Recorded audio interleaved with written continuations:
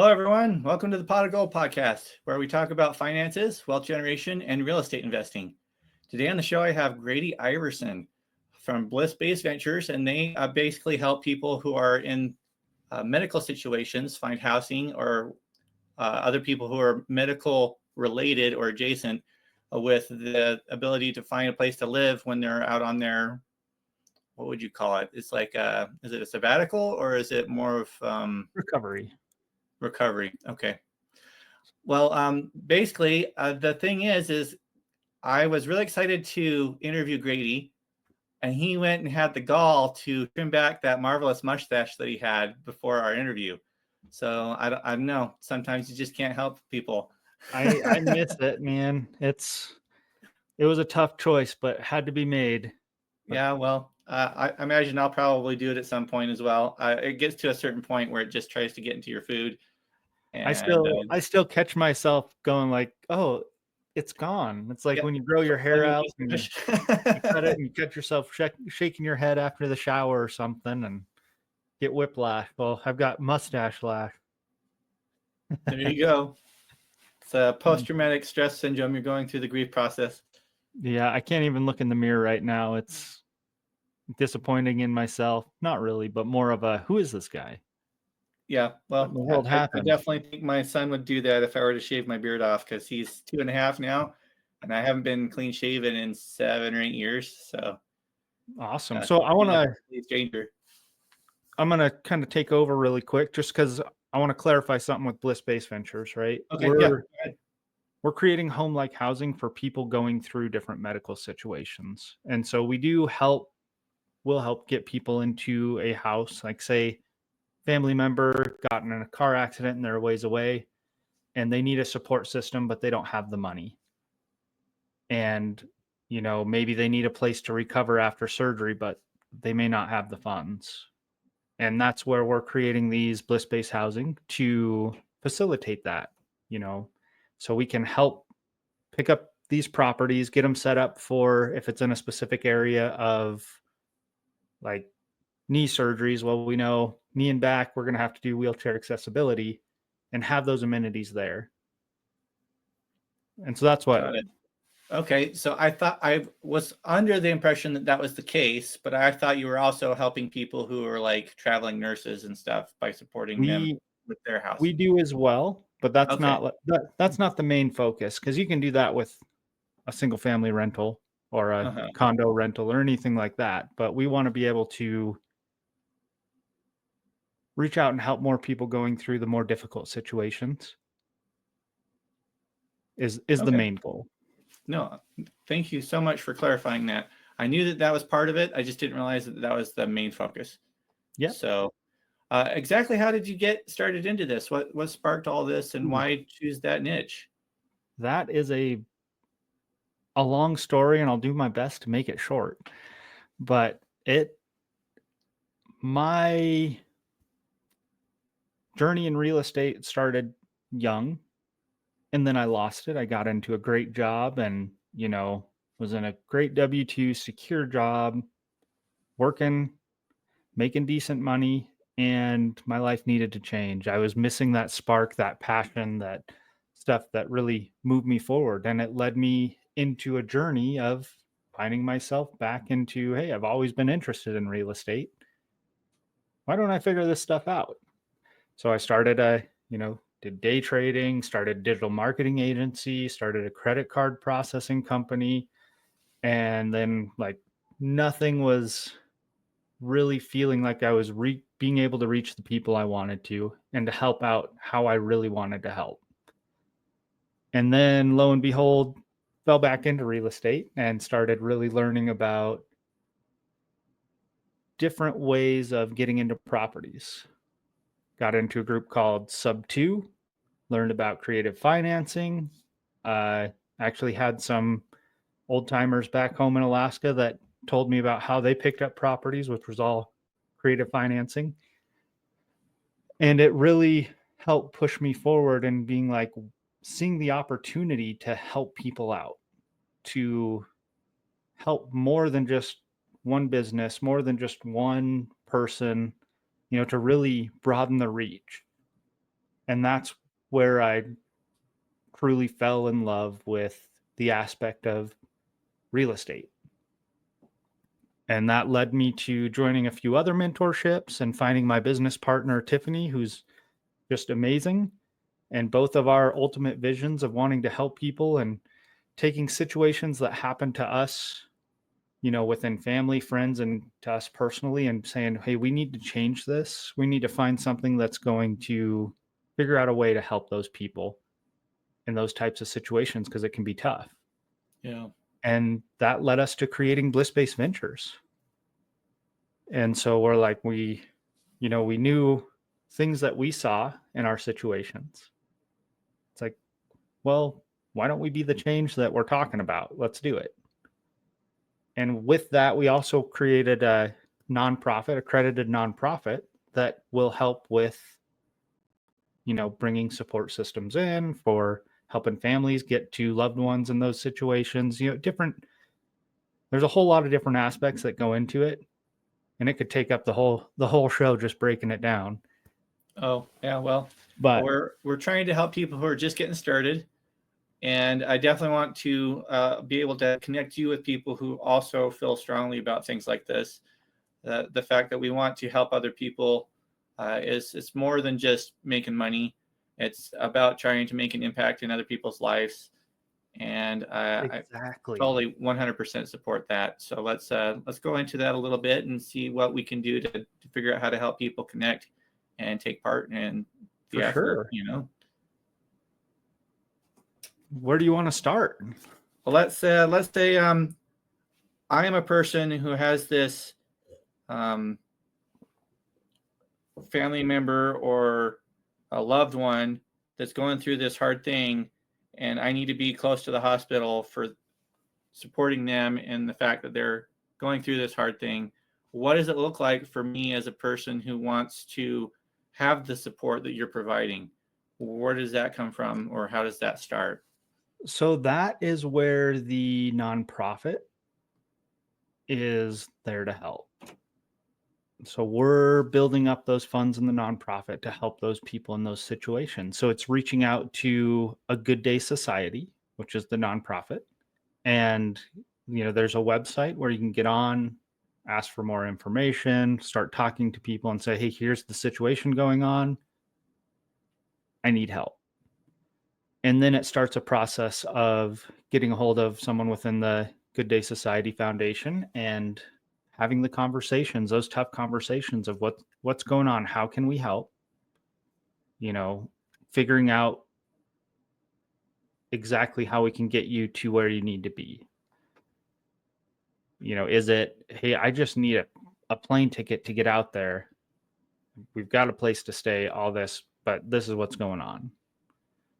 Or is it, hey, I can get out there. I'll be sleeping in the hospital right next to my loved one, or they're sleeping in the hospital right now, extending their stay as long as they can, that insurance will cover, so that they can be as recovered as possible before going on their journey. They're moving to the, maybe they're traveling, maybe it's just going home, but it's not set up to help with that recovery. That's like, maybe we have a property that'll fit. Okay, let's see if we can figure that out and get them in place. Okay, that's really cool. I don't know if many people know this about me and our situation, but when I married my wife, I inherited a little sister. Her name was Danielle. And unfortunately, when Danielle turned 13, she came up with an autoimmune disorder. I don't remember the specific name of it. It's Wagner's, along those lines. It's always hard for me to remember what the name of it was, but it has to do with the fact that because it's an autoimmune disorder, the blood vessels in her body would seal themselves off at specific points. And so the flesh behind those blood vessels would become necrotic and die. Oh my goodness. So over the course of about 7 years, Danny's lungs slowly deteriorated. And when she was 20 years old, we lost her. But for a good 7 years, we were constantly supporting her at Primary Children's Hospital. And so these kinds of solutions are definitely dear and near to our heart, because we went through that experience ourselves as a family before we finally lost our loved one. And so the fact that you guys are providing support for people that are going through similar situations just really hits close to my personal experience and my heart. And I'm so glad that I got to connect with you guys and know that you're doing this to be able to provide this kind of support for other people that are going through a similar situation. Yeah, and most people either have been through something or they know someone that has that's affected them. And there's so many different stressors that come into play and other things that will affect people. And sometimes it's even as simple as like, with everything going on, my mind can't just process on getting flights and a place to stay. We have the money for it, but we just can't process that. Yeah. And reach out. We'll help where we can.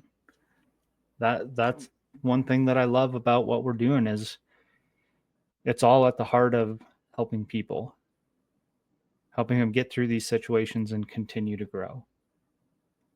Well, that's really admirable. I know that as far as that's concerned, we're looking to help people on that side. What do the financials look like on the other side? Because I know that it's through a nonprofit, but money has to come from somewhere. There's no such thing as a free lunch. So these are donations, and then that money. So what does it look like? So we have two different aspects in our business. We have a for-profit, which is picking up the properties. And then we have a nonprofit, which is an accredited nonprofit, meaning that people can donate to it and you can get that for a tax write-off, right? And so it is all accredited. I don't even want to claim to know how all that works. Luckily, we've got people that helped us do it, and my partner is amazing. She totally understands that aspect of it a lot more than I do. So all I know is, we are accredited. It's all official through the government. We got the paperwork. And so within the nonprofit, it's donation based. And all those donations go into helping people. So there's two different parts to it, right? There's one that we have the Blissbase Foundation, which is really helping people specifically in those situations. So that fund is used for, more tying with Blissbase and the medical side of things. But then we have the Good Day Society Foundation side, which is really helping, helping families out in those scenarios and more. And so all that nonprofit is donation based. That's not where our money comes from. We have the rental side of things. And within the aspect of the rental side of things, everything that we pick up rental wise is to help support the nonprofit. So as we grow and pick up, say, co-living properties, which is right now it's totally different than the Blissbase Foundation, right? But the funds that come in from there are where we're getting paid, and then the leftovers go to help out Blissbase Foundation or to picking up more Blissbase properties, right? So that's how the kind of funding works for us. And then there's outside donations that come in. And so anyone is allowed to donate to the nonprofits. It's not like, hey, it's not like a fund when you're thinking real estate, right? Some funds you have to be accredited investors, and they're not quote unquote nonprofits. It's a for-profit fund where we're not looking at making money off this nonprofit. It's purely just to help people. All the money that goes in is, we're utilizing as much of it as we can to go help people. Very cool. And then, so for the other side of things, then you're also picking up property acquisitions. You mentioned co-living. And so that's completely separate, except for the situations where you have excess and then you can kind of send it towards the nonprofit yourself. Exactly. So like we look at single family homes, especially, because we have a stricter criteria when it comes to a bliss-based housing. We want it to be within a 15-minute drive to the hospital. We want to have that so it's close, preferably closer if possible. And then we've also got to, see what's going on with that hospital that's nearby. Is it a specialty center? Is it a cancer center? It is a research center? Like what's going on with that nearby hospital? And then it's how do we best create a connection to that hospital and the homes that we have in that area? And so it's reaching out to the hospital and then setting up, is there specific amenities that would help people going through those situations?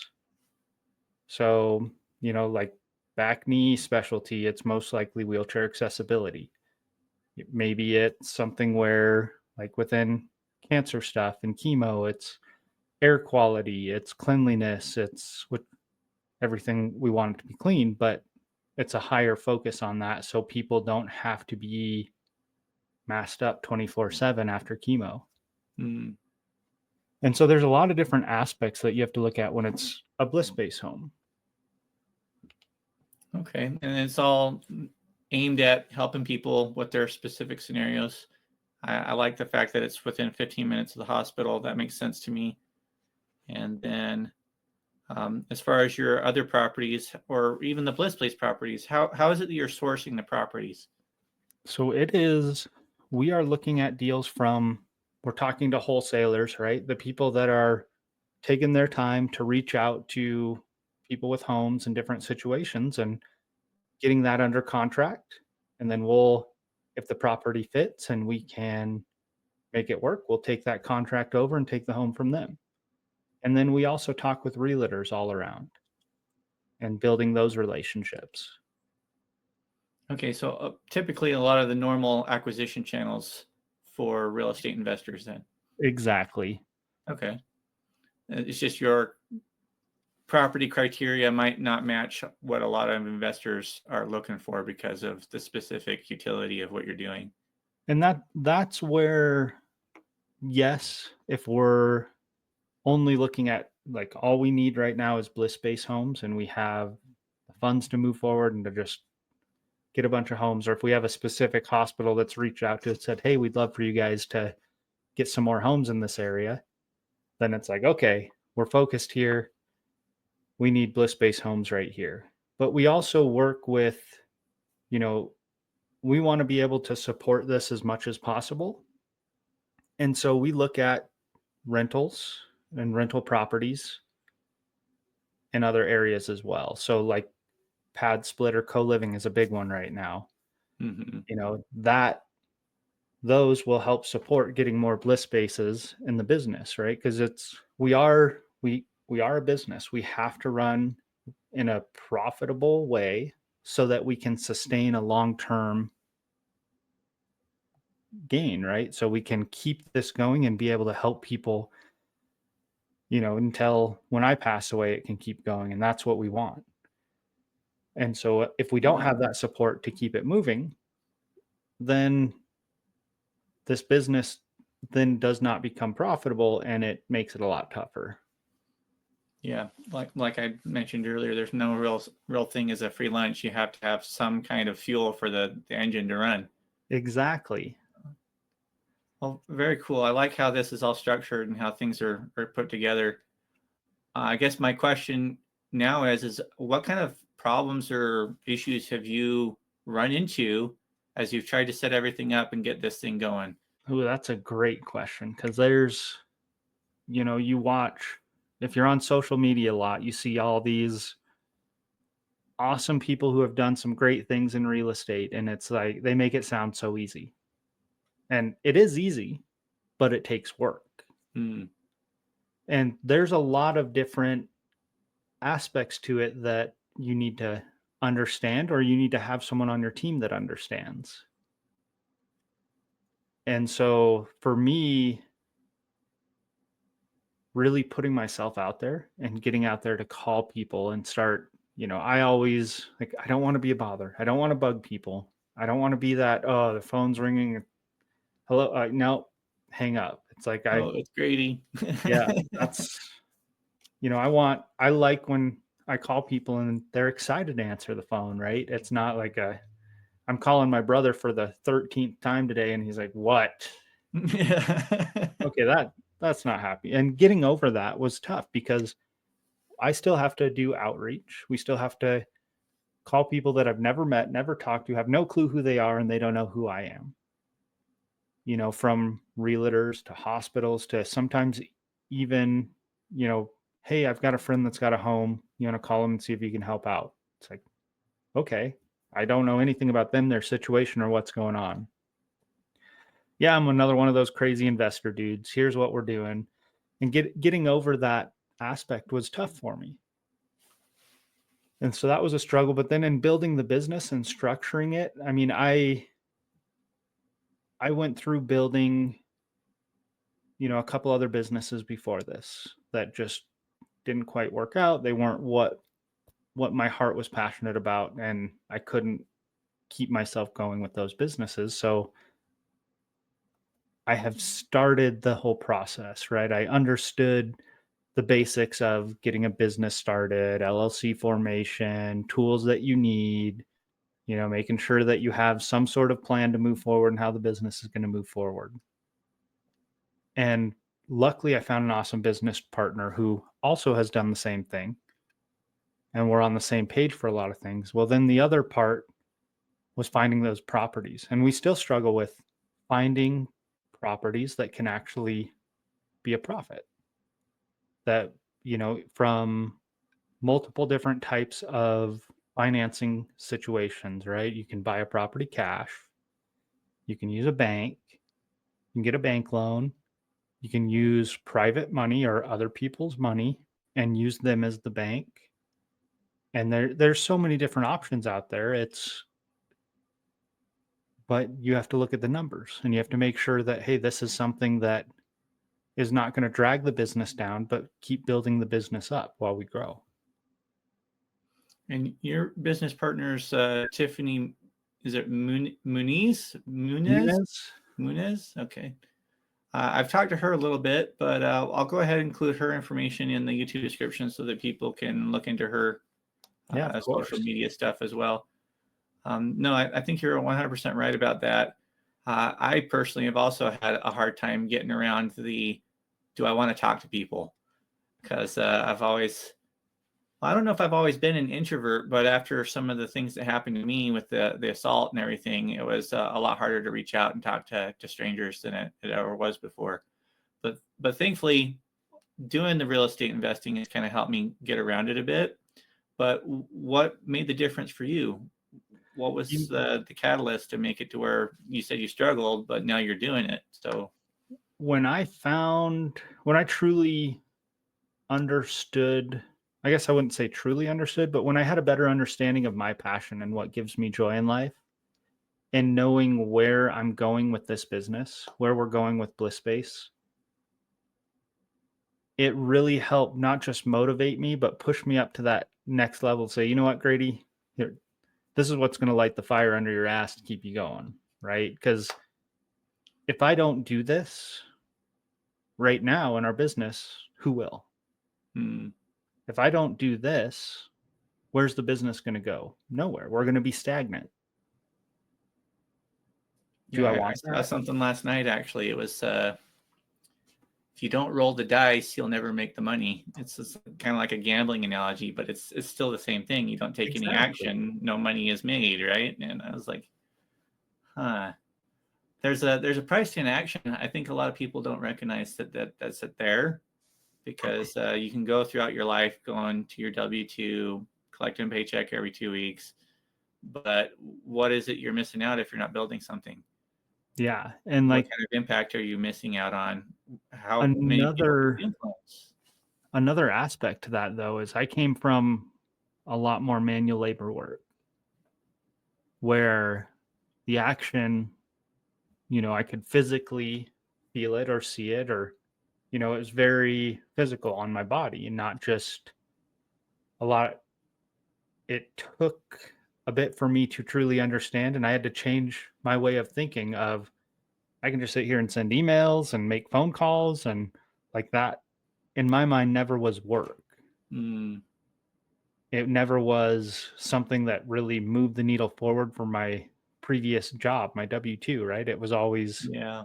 hey, okay, because I worked in the oil field for over a decade. It was, oh, we got to fix this pump. We've got to go swing these valves. We got to go do this. And there was always a manual, like more labor intensive. But within all this, it's a different type of labor. I'm not the one that's doing the renovations. I'm not manually going, putting up drywall, sheetrock, whatever we need to do. We have contractors that are doing that. I'm now the guy behind the scenes that's getting everything lined up, making sure the money's there, making sure we have everything to move forward so we can make that happen. And that was a little different for me because I'm not, for me to get my manual labor in, I got to go to the gym.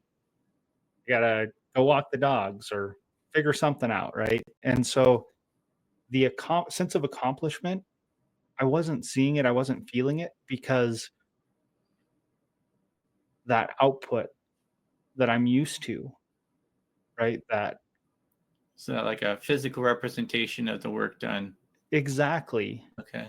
wasn't quite there for me. I wasn't understanding that, hey, like I didn't have clear goals either, clear KPIs. A lot of people talk those key performance indicators to say, oh, I've made 10 goals, I've made 10 calls, I get to check these off. And as simple and stupid as it sounds, just having I woke up and I brushed my teeth, check. Oh, I washed my face or I took a shower, check. Adding in those simple daily little checklists for me to go and do, that started to build that in my subconscious saying, hey, you are accomplishing stuff. I made these phone calls. It wasn't just dialing on the phone like I'm calling a friend.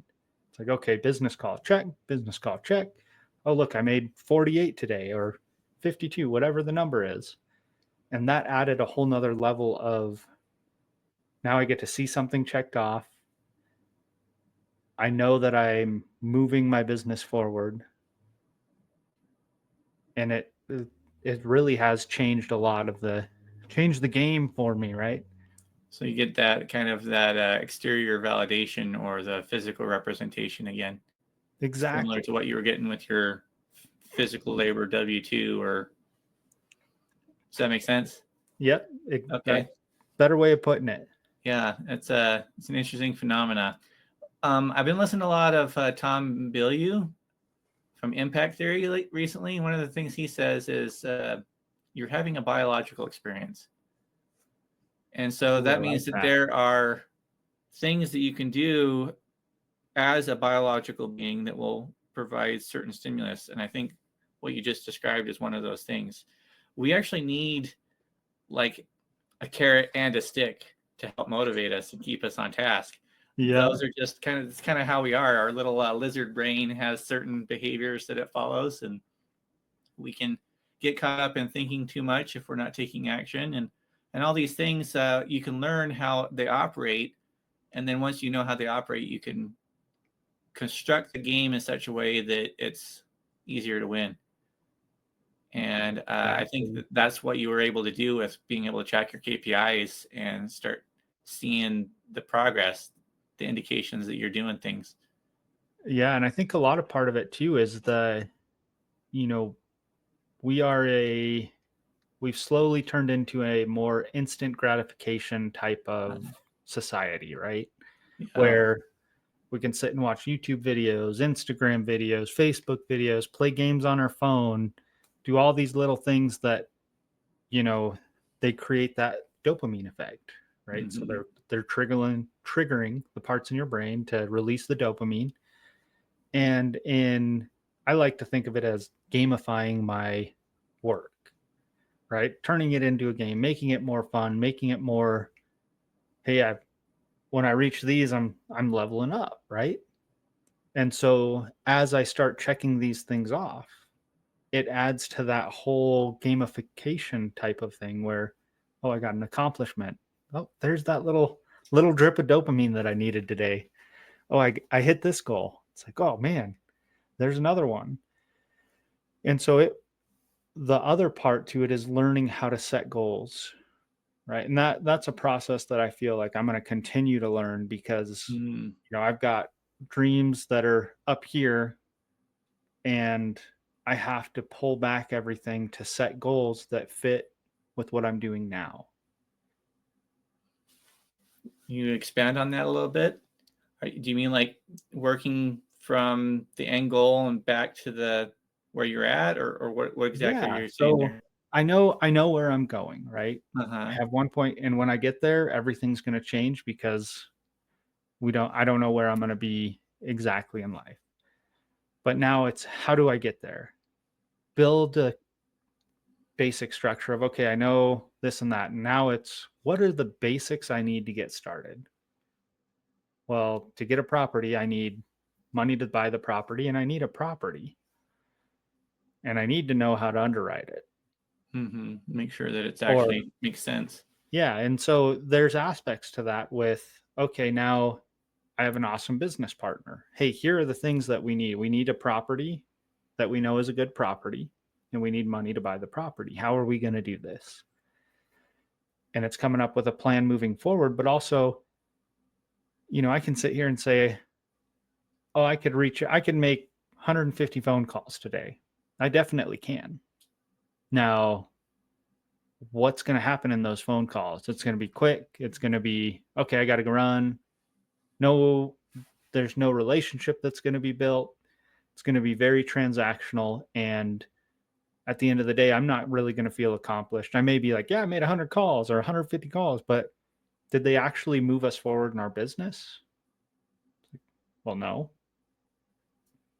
Now, if I'm making 10 calls with the intention of, hey, I want to have, well, let's just say I want to have 10 calls today that are intentional, that I'm learning about someone, I'm understanding where they're coming from, and I'm learning what they're doing in their business or in their life or whatever. If I can check those 3 things off in the call and I'm not sharing much about myself, I feel so much more gratified in checking off that number. And you know what? The probability of either them reaching out to me the next day saying, hey, really appreciated the call, or me reaching back to them and them answering the phone is much higher than me calling, hey, I'm Grady. This is Blissbase. This is what we're looking for. This is what we need. How can you help? Are they really going to want to call me back? Well, yeah, I don't know. Probably Whereas if I'm going out of a place of service, hey, I want to learn about you. I want to learn about where you're at, what you're doing, and see if there's a way that I can help you grow your business while also doing the same to mine. Let's create a partnership. Let's help each other move forward.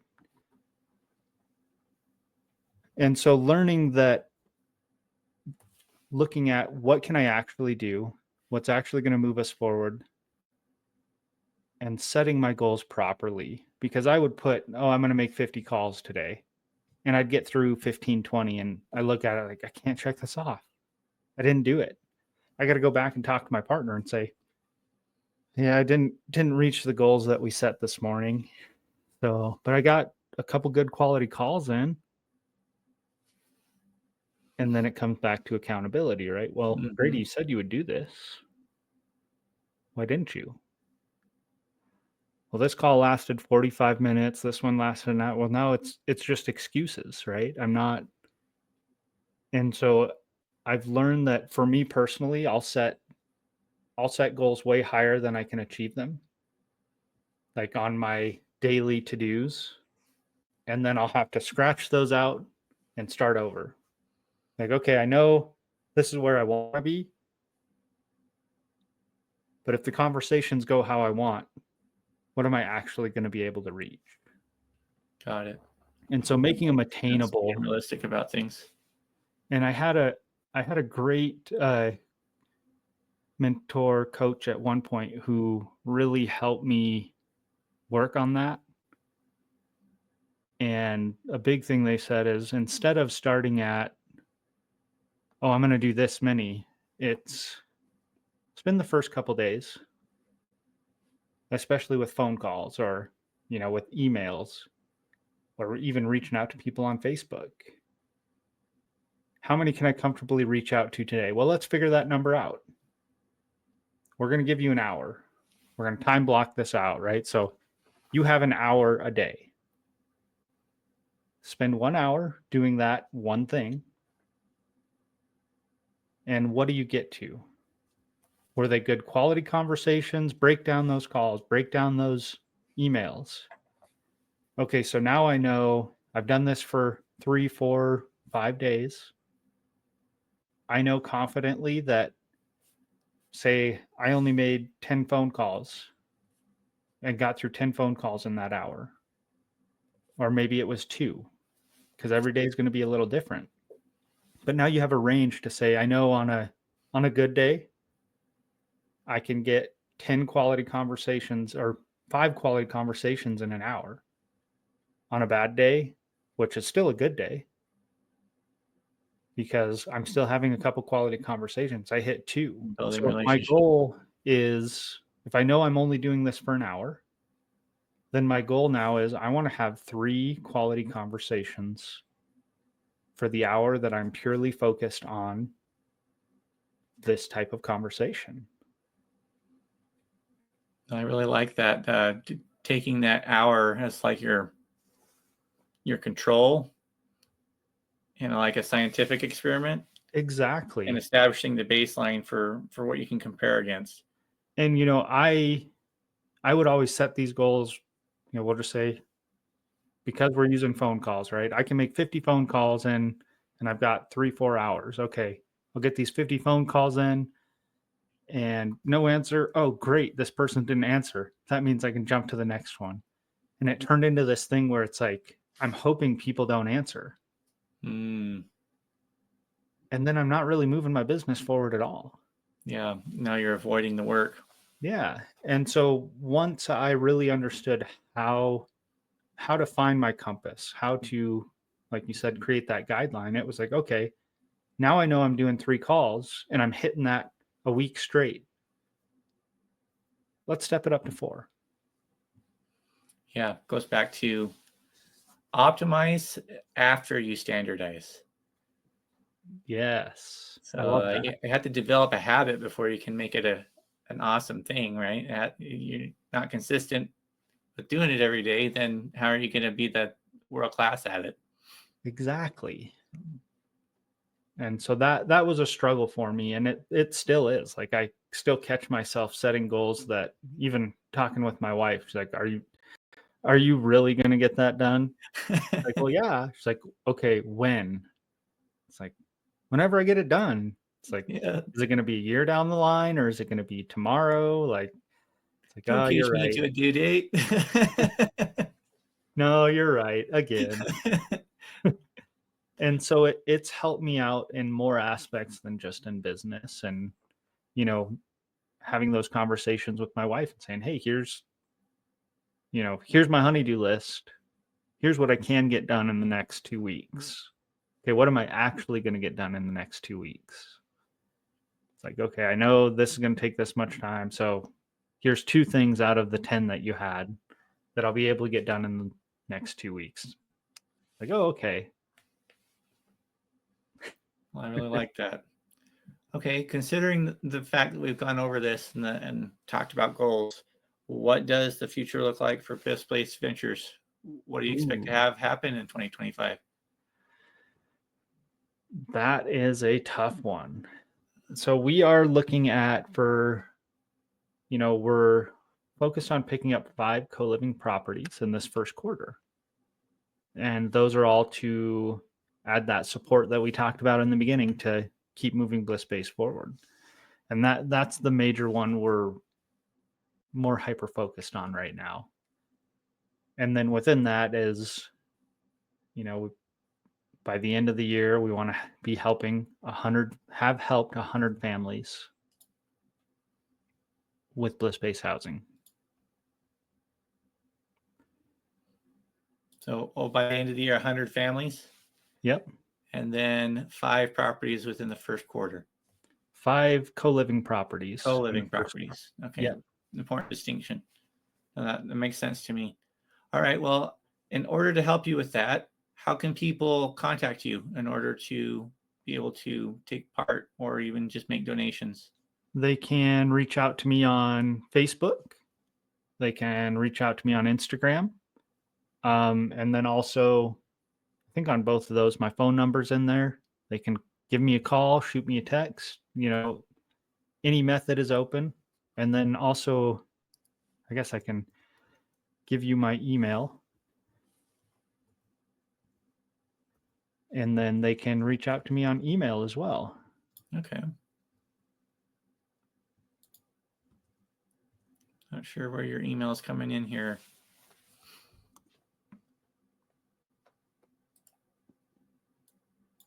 Okay, go ahead and update the banner here for you guys. But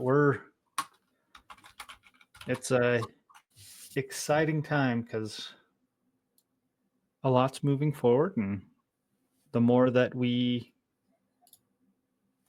do, the more we can help people. And that's the part I love about real estate is we have multiple avenues to help people. Yeah. So well, very cool. I really appreciate your time on the show here today, Gradey. Is there anything else you'd like to share with the audience before we get off the show?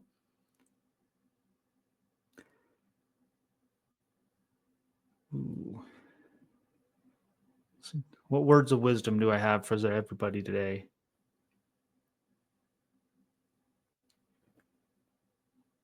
Going at it alone is tough, but if you can find somebody to help support you while you support them in growing, makes it so much easier. Be it a business partner, a friend like Nathaniel, someone you can reach out to. It, for me, is a game changer. Well, I appreciate that. It's a lesson that took me a long time to learn because I think the prevailing mentality in a lot of our culture is this idea of self-sufficiency and being able to do things yourself so that you don't have to rely on anyone else. But I found that none of us live in a vacuum, and it's not a single dollar that you've made did not involve another person. Exactly. And so it's important to find people that you can work with and that you can go on the journey together with. Well, thank you. Of course. Thank you, Nathaniel. This is awesome. And thank you so much for tuning in, you guys. This has been the Pot of Gold podcast, where we talk about finances, wealth generation, and real estate investing. You'll have a good day now. Bye.